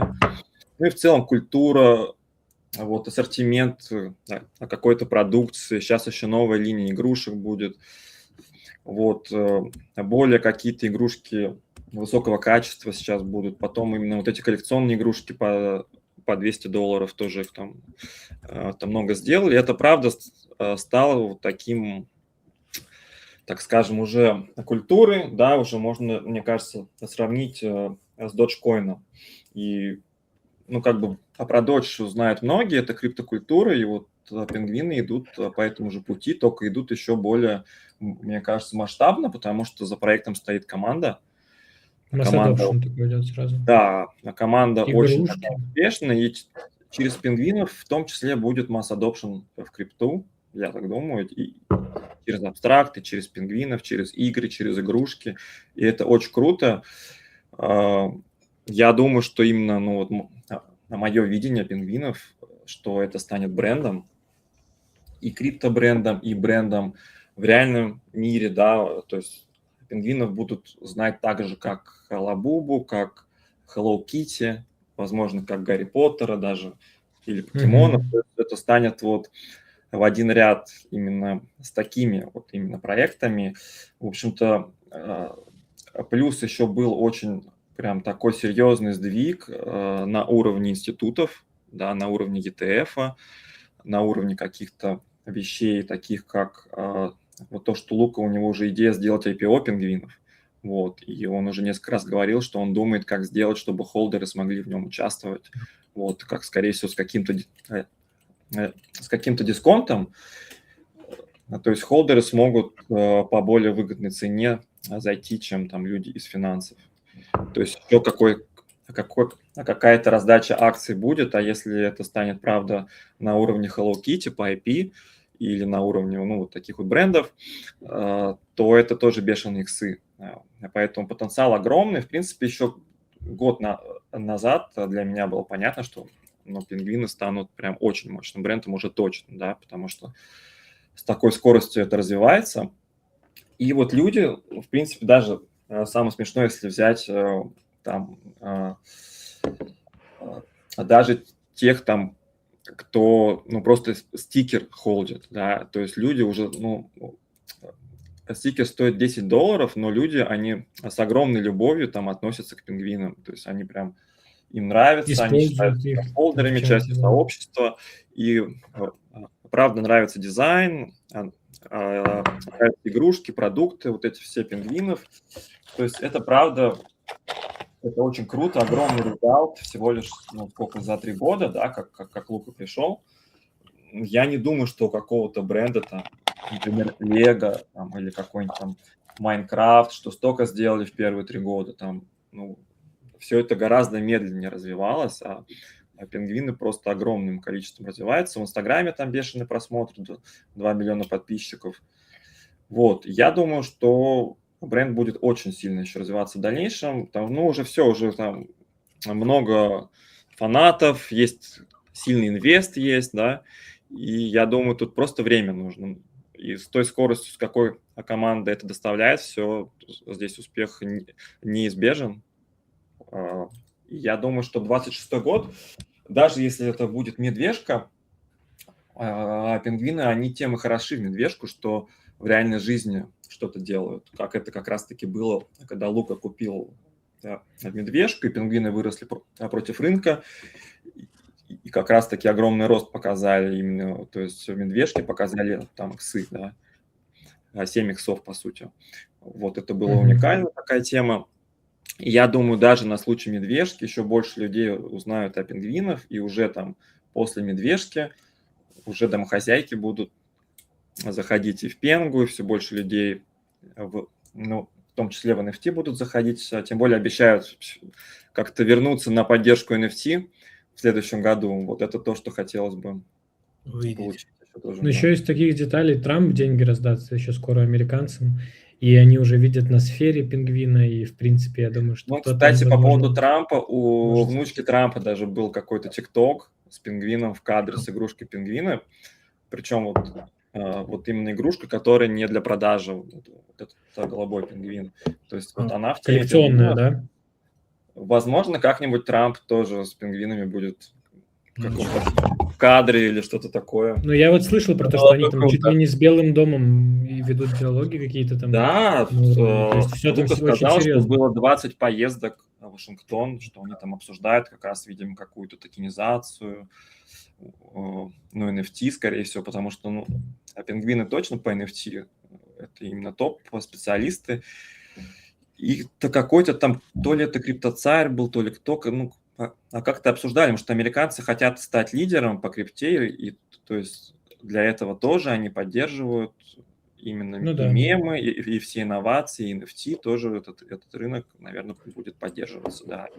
А когда Пенгу можно будет купить в любом банке американском, я думаю, что это именно, если альт-сезон когда-нибудь будет, то опять это будет Пенгу, потому что он будет и в банках, в таких приложениях, и именно, ритейл, я думаю, будет в ту монету заходить, которую везде видит и перед глазами, да, и то есть это... Dogecoin будет когда-нибудь смещен, я так думаю, да. Я тоже в этом уверен. И, в принципе, вот я говорил еще на предыдущих трансляциях, и вот сейчас, в принципе, хочу добавить в тейк. Первая, еще одна есть коллаба, о которой мы не поговорили. Мы помимо там Формулы-1 у нас была, у нас сейчас хоккей, но, в принципе, у нас еще очень интересная коллаба, вот, которая, в принципе, мой тейк сейчас продолжится. Она с Кунг-фу Пандой коллаба. И на самом деле... Что это делает? Это реально долгосрочная перспектива, но игрушки, коллаба с мультиком и все в этом духе – это как бы упор на подрастающее поколение. Те же стикеры. Это немножечко, постарше уже люди, да, но игрушки и мультики – это понятно, что подрастающее поколение. И эти дети, условно, которым сейчас там 6-10 лет, через 10 лет они вырастут, условно, сейчас им родители могут купить их там первого Лил Паджика, и потом им на 18 лет условно подарить там, или сейчас они потом смогут им пользоваться там условно. Это, во-первых, ограниченный актив. Уже в Твиттере. Во-вторых, да, у нас есть такие, да, конечно. И просто какой спрос от этого будет, если люди выросли на пингвинах, условно, это все будет в крипте, это все развивается в РЛ, это все устраивается в огромный бренд, а их всего лишь там 20 тысяч лилов и 8888 больших пингвинов. Грубо говоря, через 10 лет, если это будет все двигаться в том же направлении, это будет такой mass adoption. Крипта будет уже, условно, это купить с банковской карточки, да, это вообще никаких вопросов. Возможно, банковская система уже будет на крипте, в принципе, на блокчейне построена, но это уже не хотелось бы загадывать. Но в плане мы даже представить ведь не можем, что будет через 10 лет, потому что 10 лет назад мы не могли представить, что есть у нас сейчас. Вот поэтому, грубо говоря, они делают упор действительно на подрастающее поколение, и это круто. Условно, бабушки и дедушки будут своим внукам дарить этих пингвинов, они знают про этих пингвинов, дети знают про этих пингвинов, родители знают про этих пингвинов. Всем интересно, все изучают. Когда это Igloo становится, компания Igloo, в принципе, становится настолько публичной, что там все видят их акции, следят там за их акциями, следят за тем, что у них там есть, какие NFT они покупают, но это совсем другой уровень, в моем понимании, поэтому перспективы тут действительно очень большие. И, в принципе, абстракт в это все интегрируется тоже очень классно. в том плане, что они там делают Web2 портал, телефонное приложение, где ты можешь через Apple Pay получить крипту, эту крипту там застейкать, чтобы поинты там фармить или еще что-то. Твое XP – это отображение как бы как в банковской системе твоей лояльности. Ну, много можно с этим придумать, но это, конечно, все пока что мысли. Но посмотрим, что будет через год, через Ну, два или знаешь, больше. по пингвинам, то есть сделали реально намного больше, чем холдеры просто не могли себе представить, да. И как бы делается в процессе, то есть намного больше. Ну, например, коллабу с НХЛ уж точно никто не мог представить, что как бы, сложно тут было как-то связать пингвинов с НХЛ. Да, игры, мультики, да, но вот НХЛ это уже, или там конгрессмены, это уже, знаешь, Это вообще, это да. уже просто нельзя было как-то даже представить, что такое будет. Поэтому я думаю, по абстракту тоже команда сделает намного больше, чем люди ждут. Какое-то время просто нужно. И в чем еще плюс абстракта, что он дает возможность фармить без вложений, да, или с минимальными вложениями, или какие-то профиты, которые ты сделал, ты их потом уже перекладываешь, снова уже растешь в экосистеме. Поэтому я думаю, что для как раз-таки новых людей в крипте это самый крутой путь, именно абстракт. Я не думаю, что какие-то проекты сейчас есть, которые без вложений настолько позволят гарантировать рост портфеля, да, или какой-то капитал дать. Сложно представить сейчас. Вот, потому что Да. в целом мало, да, что хорошо выходит, и в основном какие-то вложения нужны. Я думаю, в конечном счете абстракт все-таки раздаст очень много тем, кто остался верен, кто не ушел. Вот. И Лука до этого все обещания выполнял. Вот. Понятно, что против рынка, не то, что выполнял, да, как бы даже делал намного-намного больше, чем ждали, да, то есть это по принципу «обещай меньше, делай намного больше». Поэтому я думаю, все, что он говорил и по NFT, и по абстракту, и по стикерам, там кто-то писал про стикеры в комментариях. Ну, кстати, в телеге там, знаешь, там именно кризис скорее самого Телеграма. Да, вот, именно в тоне. Все говорят, я тоже с некоторыми людьми там взаимодействовал, в общем-то, люди там не очень обязательные, как-то, не знаю, все хейтят именно руководство блокчейн тон. Да, я согласен. Плюс там еще подарки сильно упали, и вообще цифровое коллекционирование немножко упало в последнее время. Но я думаю, что если в телеге дела пойдут лучше, может, там как-то другие люди придут, и будет рост именно блокчейна, то стикеры дадут иксы там тоже. Вот. Да. Поэтому это вот такая супер бета пингвинов. Вот. И Лука, кстати, тоже упоминал про стикеры. В принципе, мы... давай, Кьют, да, скажи, добавь, если ты хотел что-то по пингвинам. Или ты не хотел? Что? Ты хотел что-то сказать, я тебя перебил? Или нет? Не, по стикерам все. Окей, тогда, в принципе, итоги пингвинов мы подвели. Хотелось бы перейти к итогам криптовалюты. У нас такой был год, страшный такой год. Мы все предсказывали, я помню, Q1, Q2, Q2 вроде весной, тогда говорили, что начнется альт-сезон. Всех покатали очень знатно. Потом все думали, что летом мы еще сильнее упадем. А летом мы как поросли. Именно вот тогда, можно сказать, и был альт-сезон в каком-то виде. Конечно, не как раньше, но тоже там хаи по NFT, по некоторым токенам были, эфир полетел и так далее. Потом все ждали сумасшедший Q4, он оказался сумасшедший в другую сторону. Как, в принципе, рынок давал, мое мнение, за год, но много и забирал. И забирал, как Ник, Кьют, как вы этот год подвели в крипте, что ждете в 2026-м? Вот, хотелось бы вас послушать. Слушай, мне кажется, люди немножко просто были какие-то слишком завышенные ожидания. То есть, в принципе-то хаи были. То есть, Да. по битку 2 раза было больше сотки. То есть, когда-то представить, что биток будет больше сотки, сложно было представить. То есть, это как сейчас вот ждут по ляму, а когда-нибудь, да, так ждали по сотке. То есть, это было прям чем-то, прям невообразимым. И вот это наступило. По эфиру тоже хай пробили. А Solana там, просто в начале года еще именно было как бы год мощно начался, и то есть пики не в то время были, да, то есть это было в январе и в августе. Но мне кажется, что это очень позитивный все-таки год для крипты, потому что крупный капитал вошел, много компаний вошло, скупили как бы огромный запас крипты, да, то есть там уже, по-моему, 20% битка либо на фонд, ну, либо в ETF-ах, да, либо на балансах компаний, то есть это очень много, и если эта цифра вырастет до 50 или до 80%, то уже, там уже будет просто supply shock. Вот, но тут скорее, да, было сложно определить пик, то есть если в начале года можно было определить пик, когда вышел Trump Coin, это был очевидный для меня сигнал. Вот. Здесь что-то можно было подфиксить. В августе уже было сложнее, но тоже, в принципе, что-то продать можно было.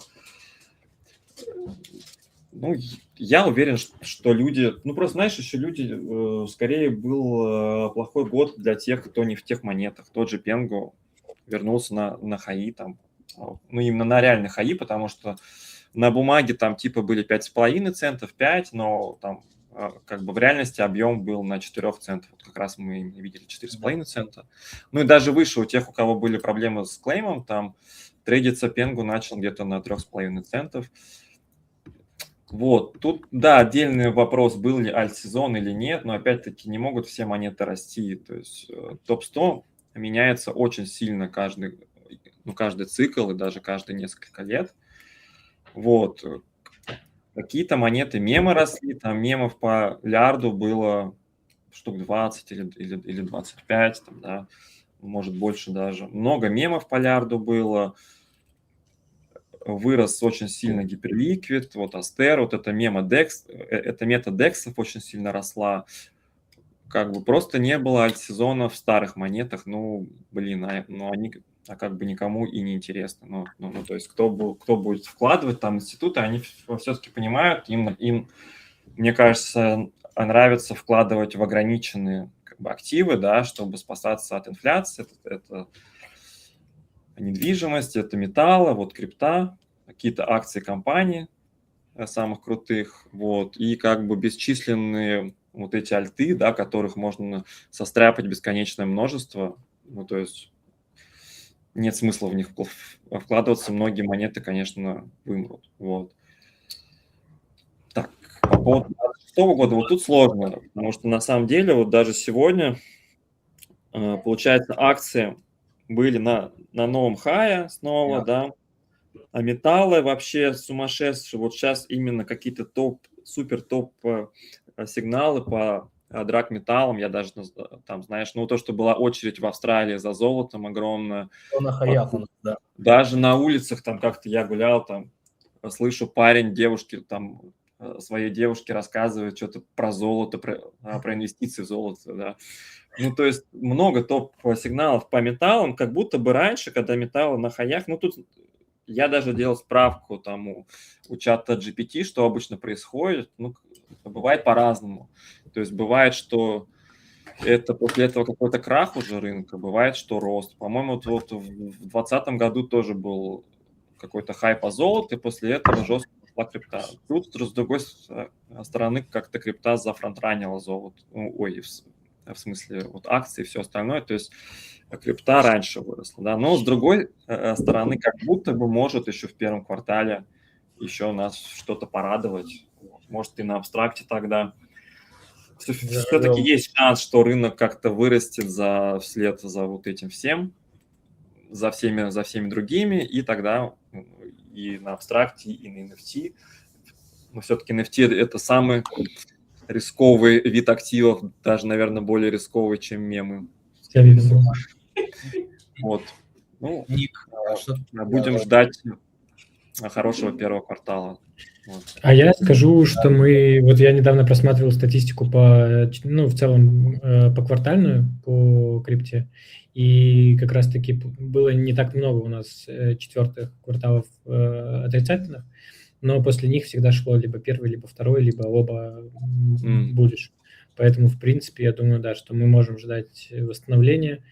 возможно, там не на условные там хаи, там по тому же абстракту и по остальному, но в любом случае всегда находятся проекты, которые идут против рынка, всегда как бы есть проекты, которые условно делают минус 90%, потом как пенгу дают 10 иксов. Вот, но я думаю, что нужно накапливать в то, что верите, и, в принципе, ну, самое главное, это не засаживаться там. Вот, заходить по DCA в то, что действительно нравится, верите, там, в тот же биткоин, эфир, пенгу, ну, условно, и будет вам счастье. Вот. Чтобы не ловить фому, что вы там купили слишком дорого, вы просто распределяете свои покупки на небольшие там суммы, и в итоге потом у вас набирается потихонечку позиция. И когда все это растет, вы уже в нормальном таком профите. Потому что успели и лои купить, и там по средней цене у вас нормально все. Я, в принципе, добавлю про год. Год, в принципе, позитивный для крипты, мне кажется. И много чего интересного было, и много можно было заработать и так далее. Ну, как бы отнес бы год все равно к позитиву. По 26-му году я, наверное, все-таки склоняюсь в циклы, знаете, верь в то, что еще пока не ломалось, пока оно не поломается, скажем так, а оно еще не ломалось. И каждые 4 года у нас наступает потом медвежка, как бы она уже по датам должна была начаться. И я, наверное, думаю, что, скорее всего, и продолжится в следующем году. Чего-то мне так кажется. Конечно, будет, да, что-то выстрелит, какие-то проекты будут выстрелить. Ну, всегда такое на медвежке. Ну, есть просто... Ну, каждая медвежка слабее предыдущей. Да, 100%. Ну, конечно, это так и будет. Не будет. Там биткоина по 30, я не верю уже, что мы когда-то увидим такое, например. Так вот, что я хотел сказать? Боже, потерял мысль. Секунду. Извини, блин, перебил. Да не, нормально. А по поводу Q1, кстати, я на самом деле бы ждал какого-то чуть отката, все равно, ну, невозможно все время падать. Надо чуть-чуть дать людям подышать, может быть, как раз Q1 и случится, там, может, кому-то поможет это зафиксить. А может, циклы поломаются вообще, и все, и мы пойдем там. Сейчас вся ликва с акций, с этого АИ пузыря, там, золото, и со всего пойдет к нам. Может быть такое. Это тоже надо допускать, как бы. Нельзя всегда на фул, наверное, выходить с рынка. Это точно, как бы. Окей, давайте, знаете, в принципе, мы подвели итоги. Я бы хотел бы сделать, чтобы каждый дал там 3 каких-то прогноза на 2026 год. Я вот давайте начну как примерно, вот, расскажу, как это должно выглядеть примерно.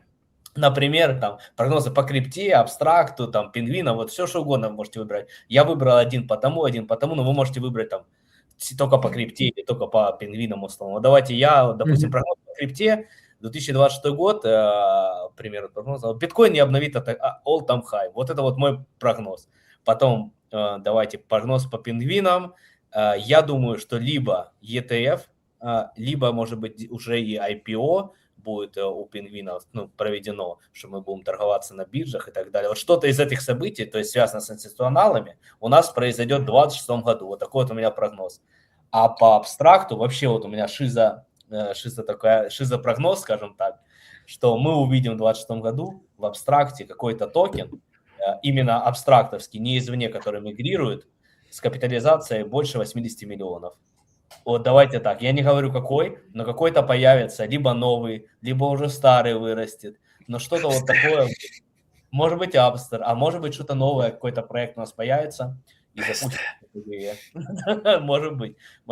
Давайте четвертый, бонусный прогноз, только что пришел на ум. Пингвины, большие или лилпаджи получат минимум 3 дропа за 2026 год.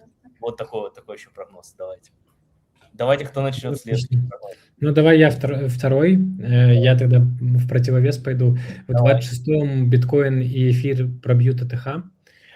Токен Пенгу, я думаю, что от текущих значений, в принципе, каких-нибудь X5 вполне реально увидеть за 2026 какую работу они проводят. Я все-таки склоняюсь к тому, что в ближайшее время Трамп там должен раздать жителям Америки деньги, и, в принципе, это позитивно скажется, поэтому я верю в том, что мы можем увидеть хороший такой откатик в 26-м, и, конечно же, расти будут не все активы, потому что у нас их очень много теперь на рынке, но Пенгу будет одним из них 100%. Эфир, биткоин, это понятно. Вот, еще моя ставочка есть на XRP, я думаю, что XRP в ближайшее время, в 26 году хорошо может там тоже хаи пробить. Вот, в целом, если эфир и биток пробьет, понятно, что XRP за ним пойдет. Ну да. Но у меня тоже шизотеория по XRP, что это будущее финансовой системы, банковской в том числе. И вот все, что с этим связано, короче, XRP может нормально так показать тебя. Вот, ну, в целом, не знаю, хотелось бы поменьше вот этих вот помфан Solana мемов, которые потом через пару дней рагуются, никому не нужны, но без этого как бы... Ну, это опять же тот же гэмблинг. Вот это не казино апка, это, грубо говоря, просто лутка, поэтому без нее, по идее, тоже никак. Но абстракт, я думаю, что мы не увидим ТГЕ в 26-м, как будто бы, учитывая то, сколько еще нужно сделать. Но опять же, если абстракт даст анонс про то, что они получили там инвест, условно там большой, они наймут новых людей в команду, и они начнут совсем другими темпами работать, но в принципе, возможно. Мы увидим там условно бычий Q2, там, и они в начале Q3 выходят. Ну, условно, вот, например, такая картина может быть, в моем понимании. Вот, поэтому как-то так. Ворвусь, вдруг кто-то на YouTube смотрит и думает, почему не смеются. Нас, блядь, гребаный чат смешит. Так что не обращайте внимания. Там прикольный такой на фоне ваших прогнозов, в чате прогноз, что это большинство на работу пойдут. Такой прогноз.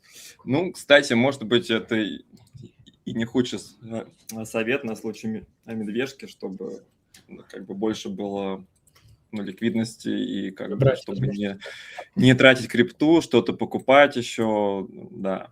Так, ну, у вас прям супер такие оптимистичные прогнозы, я, наверное, более сдержанные дам какие-то, то есть, ну, первое, то, что точно пингвины, паджики вернутся на 10 эфиров, ну, хотя бы, да, то есть, я думаю, это неизбежно, вот.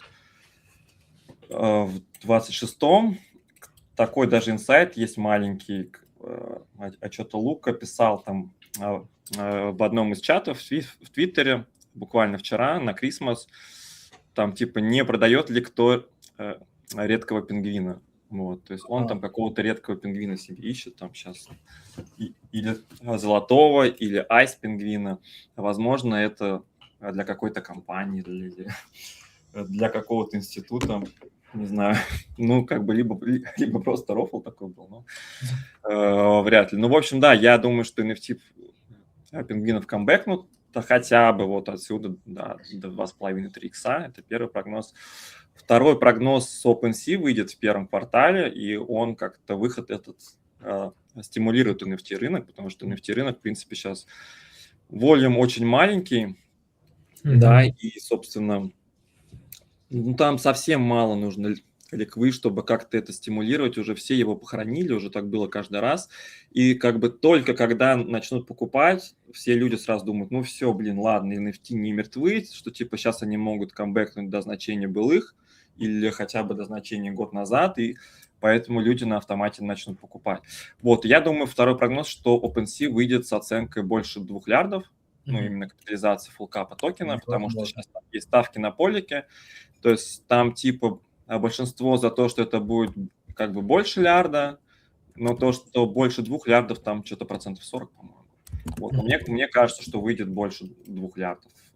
Все-таки все маркетплейсы очень жирно выходили, даже Blur на медвежки, и Magic вообще 10 лярдов фулкап и вышел, full supply, это что-то вообще бешеное было. И еще когда люди фармили Magic, все флоры росли, то есть это что-то вообще было, то есть они могли отфармить его как бы в плюс, и еще потом был огромный дроп, потому что там дроп был как бы основной тем, кто последний месяц перед Magic фармил, а тут как бы на OpenSea он не только NFT marketplace, то есть там и токены, и то есть там будут RVA, там будет трейдинг, что только там не, там карточки покемонов, то есть там прям вообще много-много всего будет, и у них классный дизайн, но как бы это объективно должно стоить сколько-то миллиардов, учитывая, как сейчас люди во все проекты несут деньги, это уже проект, это бренд с огромной историей, вот, и там как бы правда классный такой user experience, и там с кредитных карт можно будет покупать.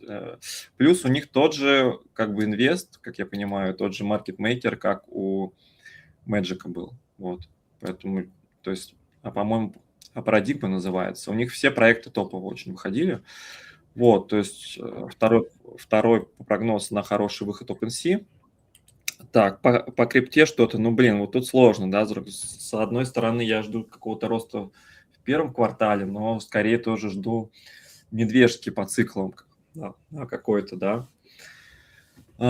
Ну, можем дать прогноз для хеджа, что биткоин коснется 50 тысяч долларов, может быть, в конце Вполне. 2026 года, там, да, какой-то будет, какой-то, ну, с Трампом такое ощущение, что какие-то циклы на стероидах просто, то, что было раз в 4 года, сейчас оно может быть раз в полгода, вот, то есть были хаи в декабре, в январе, да, потом жуткое дно в апреле, и потом снова как бы на приличные цифры. Пострел. Да, осенью, в августе, как бы хайпа на битку. Возможно, сейчас вот такая локальная медвежка, и мы потом снова увидим рост, и потом снова сильное падение, и семья Трампа на всем этом будет зарабатывать. И бонусный прогноз, что вот Трамп как-то будет связан с пингвинами, что какая-то фотка или что-то скажет про пингвинов, ну, что-то вот такое, как-то его интегрирует, вот такой безумный прогноз. Но я думаю, как бы рано или поздно он что-то такое сказать может, в 26-м или в 27-м, но пусть это будет в 26-м. Класс. Такой бонусный прогноз. Супер. Да. Спасибо, ребята, за прогнозы. А можем ли мы, я видел, просто очень много людей писало еще в начале там вопросы к Юту, можем ли мы сделать быстрые Давай. 5-7 минут? Да, конечно. Знаешь, блиц, крик, такой блиц вопросы, короче. Пишите, ребята, либо к Нику, либо ко мне в чат вопросы, и мы Кьют быстренько на их ответит, и мы будем заканчивать. Я пока вопрос к Кьюту, пока люди пишут. Кьют, может быть, ты можешь дать какие-то советы ребятам, начинающим в крипте, как двигаться и так далее. Вот какой-то совет по крипте ребятам.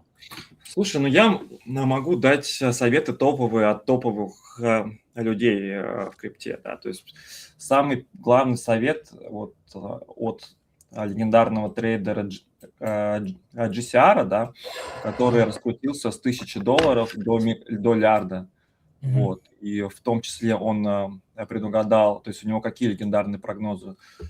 У него все сбылись, кроме того, что эфир будет $10 тысяч, но он потом сделал корректировку, что эфир будет $10 тысяч до 30 года.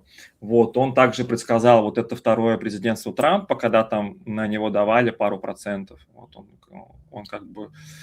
Вот, и вот у него было пророчество по Пенгу, что NFT будут популярны, но то, что в какой-то момент будет токен, потому что сложно зайти огромным сайзом в картинке на много миллионов, и сложно зайти маленьким сайзом, ну, потому что ты не можешь купить там на $100 NFT-шку, она стоит дороже, и что нужен токен.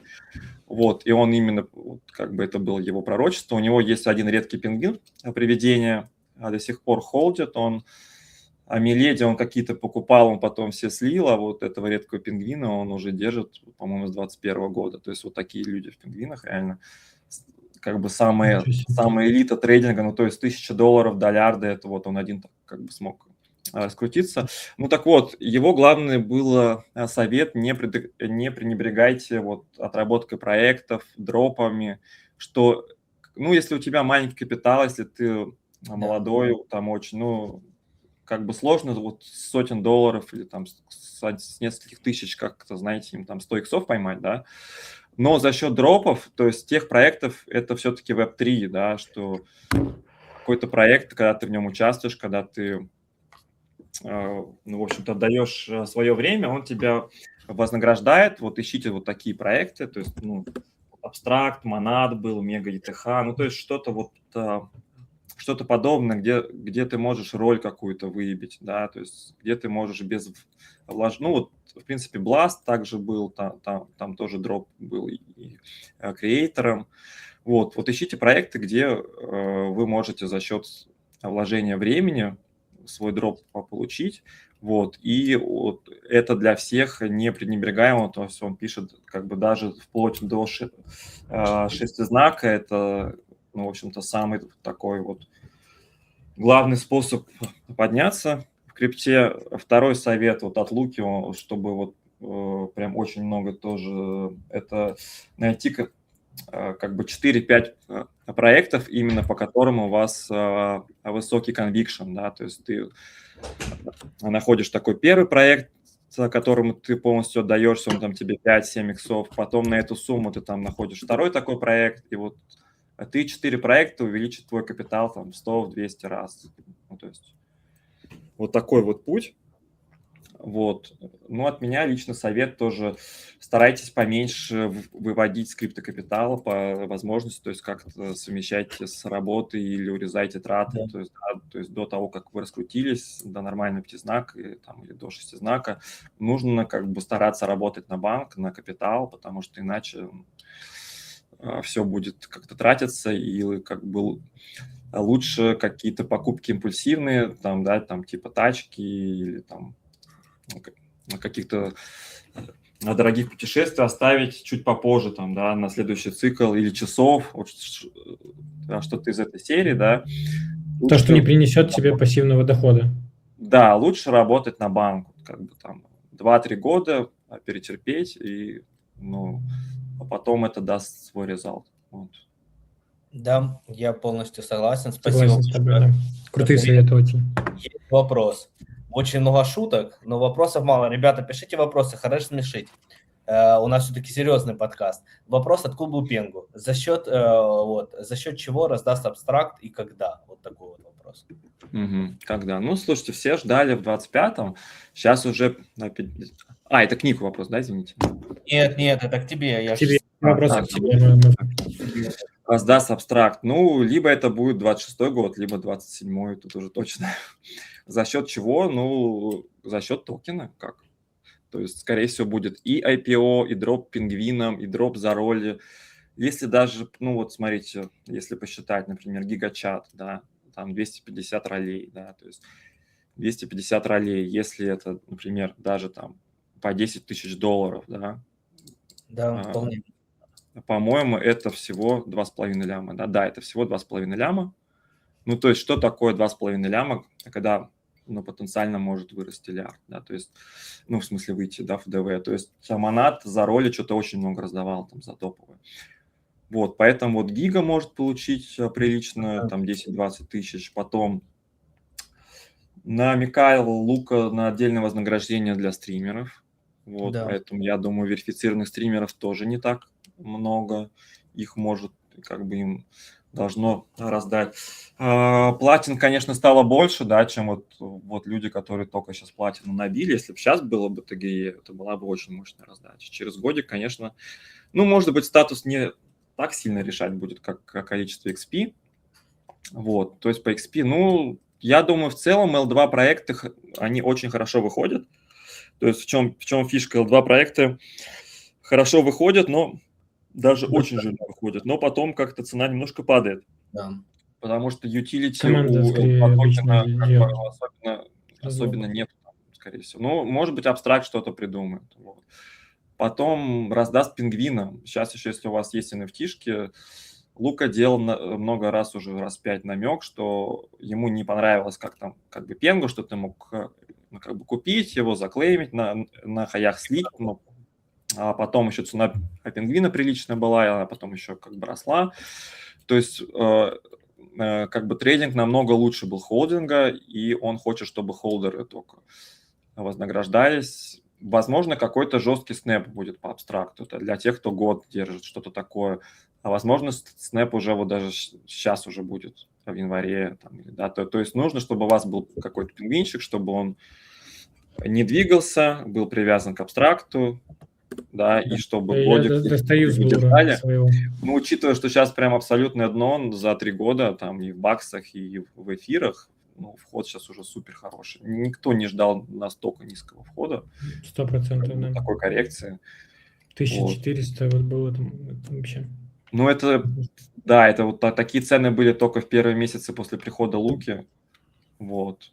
Потому что уже через полгода после прихода Луки где-то ближе, они ближе к эфиру стоили пингвины, да, там за 4-5 месяцев. Это, соответственно, в конце 22-го, в конце 23-го пингвины, по-моему, стоили дороже, чем сейчас они стоят уже, да. Окей, хороший ответ. Qt, еще есть вопрос от NFT Goya. Дают ли Qt, Pudgy Penguins какие-то средства на проведение различных мероприятий? Или как это согласуется вообще? Ну, такой вопрос я не могу прям все подробно рассказывать, но вот у пингвинов такая фишка, что ты должен сделать все с самыми минимальными затратами. Вот. Желательно вообще без затрат, а находя спонсоров, поэтому я вот, много общался на конфах, чтобы мы с какими-то супер минимальными, вообще там у нас там, в принципе, супер льготные условия везде были, вот, в отличие от там всех других проектов.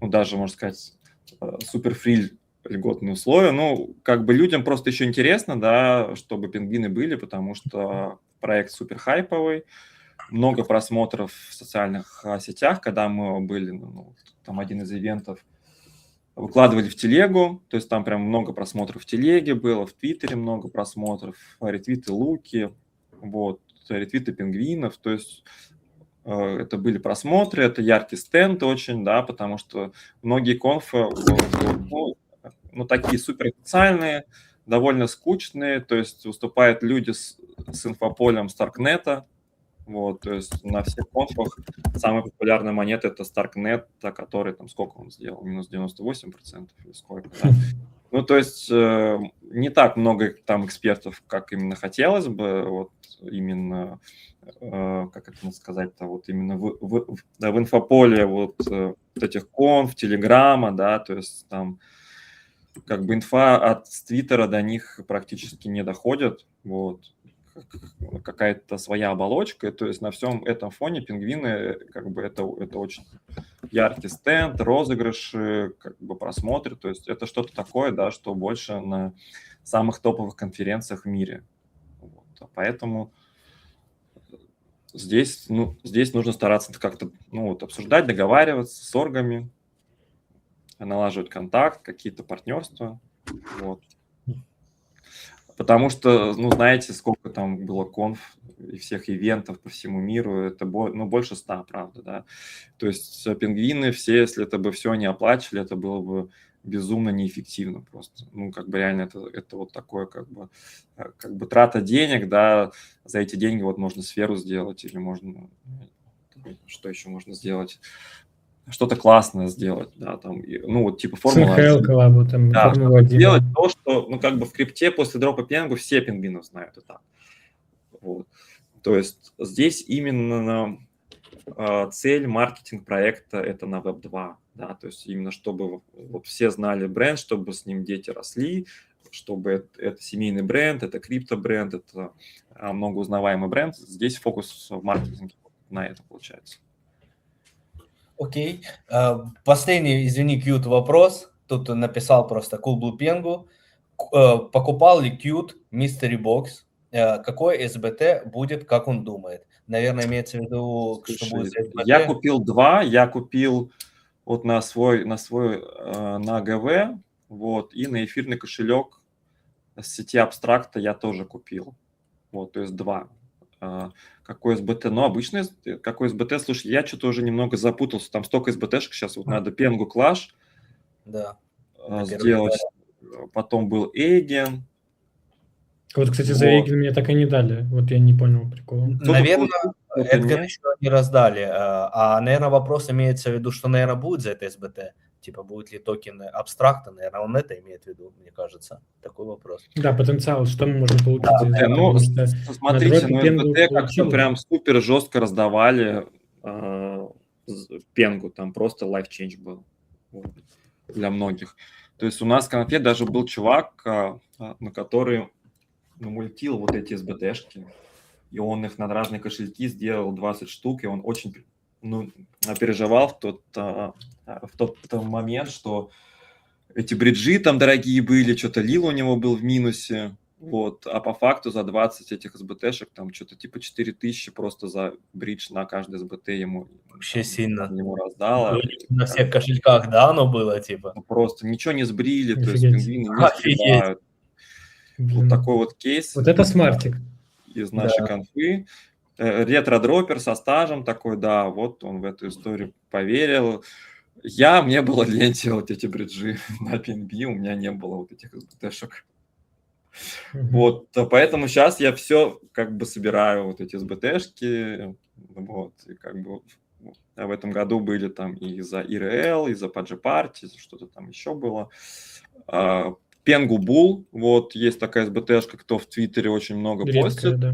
Их не очень много, да, вот тут, кстати, золото, я видел у тебя прям только по абстракту, да, весь контент, да, если по Пенгу что-то тоже постить, то Да, могут надо дать делать. вот эту СБТшку, она такая прям полноценная, в принципе, поэтому...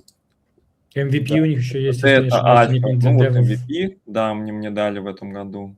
СБТ от Пенку это. Ну, на абстракте мало СБТшек, поэтому те, которые на абстракте, я думаю, они будут ценные, как раз-таки, скорее всего, за Mystery Box на абстракт будет. Да. Да, Да. вот мы Может, тоже так думали. 95%, да.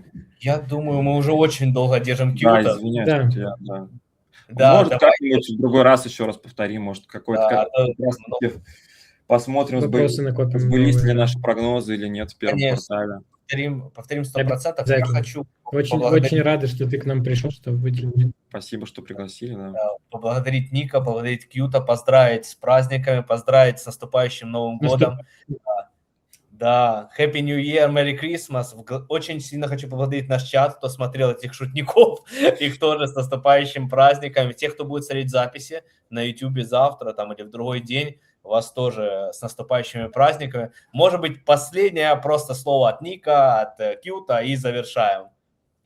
Ну, по праздникам можете что-то сказать, еще что-то. Последнее слово буквально. Всех с праздником. Я пати хэт надел даже. Всех с наступающим. Желаем, чтобы, ну, в общем-то, следующий год был лучше предыдущего. Вот, и чтобы вообще в мире как-то все было лучше, все кризисы разрешились, чтобы крипта пошла на хаи. Но помните, что главное это как бы, как это по-английски звучит, all about friends we make, то есть самое главное это вот те люди, которых вы находите, те коннекты, которые в своем пути вы находите, вот, и абстракт, пингвины в этом плане это топ, много замечательных людей, правда, очень интересных, очень открытых, позитивных.